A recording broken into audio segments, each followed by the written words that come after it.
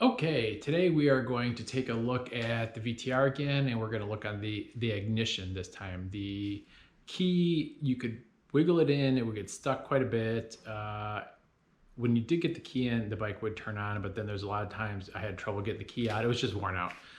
I had a really difficult time finding an ignition. I found a generic one. They're all over eBay, and I could not find videos on how to wire it up because the wiring was a little different. I had to actually unsolder some wires, which you'll see in the video, switch them around and resolder them, and it works perfect right now. And it comes with the matching key for the seat lock, helmet lock, so that's great. So we're gonna get to that. So stay tuned, and I hope you enjoy. Guys, we've got the front fairing off. I need to get the ignition out of this SuperHawk. The hole doesn't look in too bad a shape. Let me see if I can get some more light for you guys.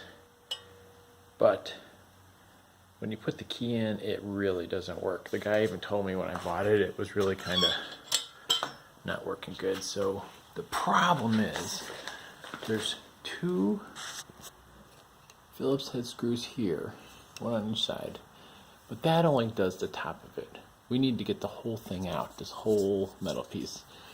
That is these bolts under there. As you can see, I started to slot one of them right here.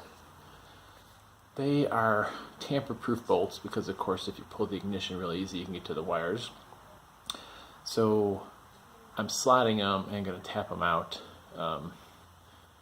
hopefully with just a little flat blade and hammer and get them to break free. If not, I'm going to have to use a reverse tap and thread it and pull it out. So that's what we're doing right now. Just using a Dremel.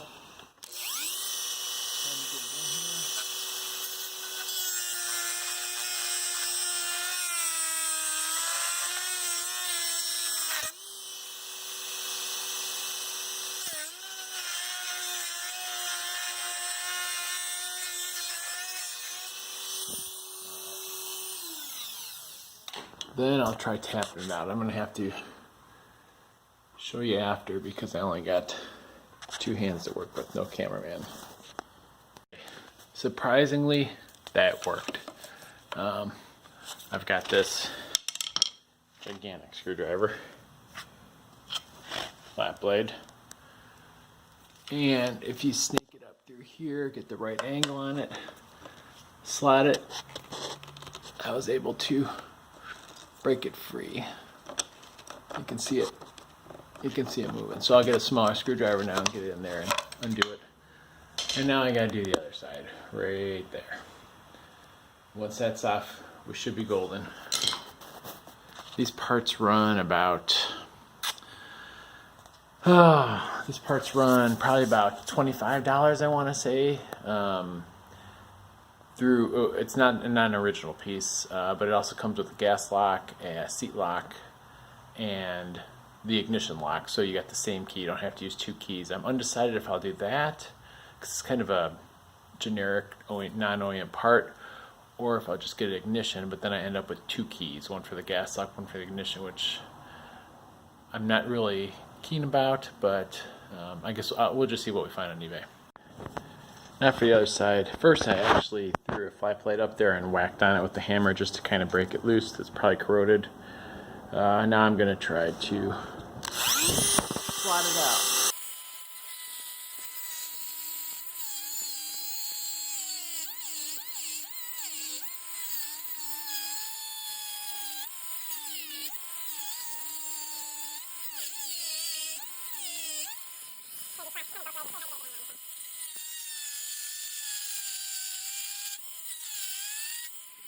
Alright, I might have to do more. I've got some in there, see if the screwdriver fits, so give it a try. Success, guys. Look at that. Out.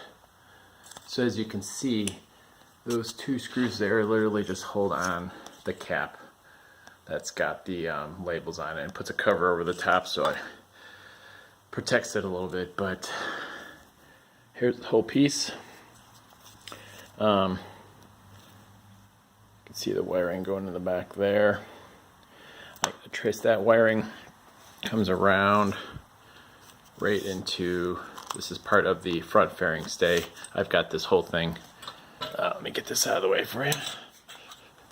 Put that over here. I've got this whole thing down right now, but this actually goes up to hold the instrument cluster and fairing on, and it connects right here inside this bundle of wires. So you can see with the bolts, hopefully you can see that. I basically just slotted as best I could. It really took hammering on them to actually just hammering straight up, just break them loose, and I was able to finally then turn, and they popped right out. I think somebody tried to get these out before, but didn't have success, so they were pretty well messed up to begin with. All right, I'm going to disconnect this thing, find that wire, and then take this out. Success. There's our part right there with the 2 bolts. I actually started taking it apart. There's 2 little screws that'll go through this hole here and this hole here, and then this cover comes off. There's the key part, goes right in there, and it leaves you with this. It'll come apart farther actually with these 2 bolts. I just put them back in so I don't lose them. On the back here, there's some more screws that can be taken out. They are I forgot what you call them. They are not normal. It's not a hex either. It's one of the tamper-proof ones. It's got the little piece sticking up. You can't really see it right in the very middle of the thread, so you can't just stick like a Allen wrench or a star key in there.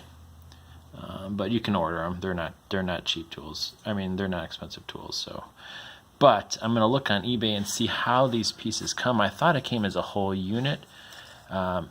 If so, I'll go ahead and take this apart and show you guys what it looks like on the inside. But if it's just pieces, I'm going to have to see what my choices are and see what to take apart.